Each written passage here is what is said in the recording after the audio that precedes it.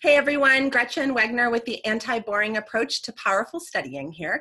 And in last week's video, we had a little conversation about a request that a 7th grader had for how he'd like his parents to communicate with him. So if you haven't seen that video yet, we'll be putting the link below. So feel free to click on that and watch that first. Today, however, I wanted to tell you how his mom responded when I gave that advice, because the short version is that he wanted his mom to ask him, how are you doing? And then ask, would you like help?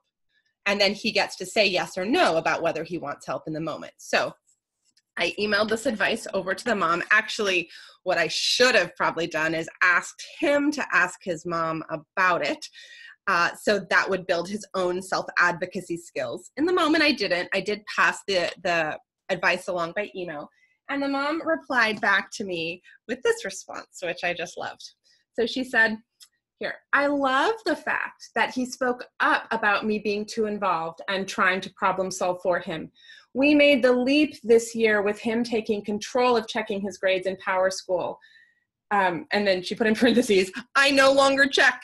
Although I realize I spelled the word wrong when I wrote that. Anyway, I no longer check Power School, the mom said. And it sounds like he's ready for more freedom. So first of all, just so you all know, Power School is an online format where teachers keep students' grades. It seems to be one of the more common online grading books that exist. And so before, this mother had always been checking her son's grades. And so this year, 7th grade was the first year that she quit checking.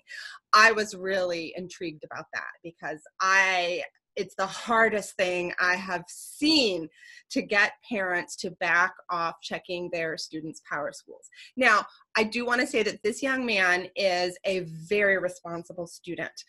But it sounds like from the things that this mom has told me that she did feel like she needed to check before. And when they decided not to check Power School, they made a very specific agreement with their son. And that's the agreement that I want to share with you right now.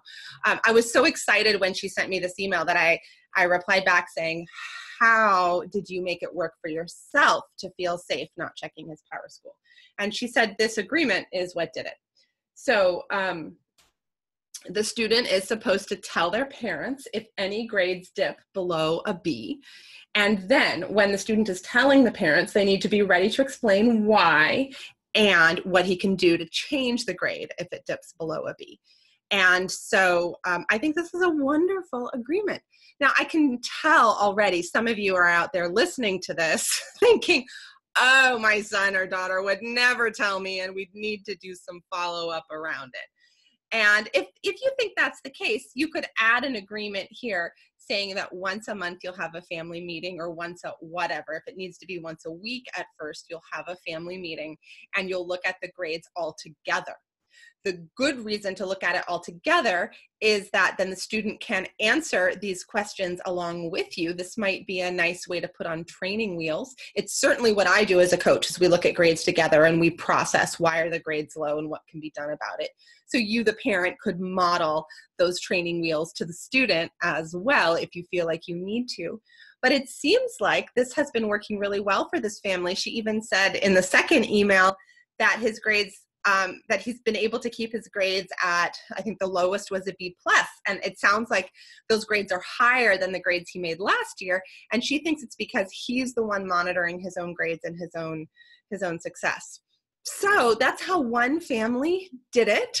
I strongly, strongly encourage those of you listening, though, to, if you can bear it, to look at Power School at least, or whatever the online grade book is, less than you're looking at it now. And if you're looking at it more than a couple times a week, please downgrade and please see what you can do to move the responsibility for monitoring grades more and more and more to students. Now, the last thing I'll say about this is that students who have real attentional difficulties or executive function difficulties just may not be able to look at the grade book and analyze it successfully. It's one of the things I've learned being a coach over the years. It surprised me, actually, how much I have to train students how, like students with ADHD, for example, how to really look at their grades and slow down and really see what's there. And they often do need my support as second eyes in that process. So some students can't take this responsibility on for quite a while, but many can. And for those who can, parents, please find the strength of heart to give them that responsibility. If you have any questions for me, I am available at gretchen@gretchenwegner.com. And I'll see you next week. Bye, y'all.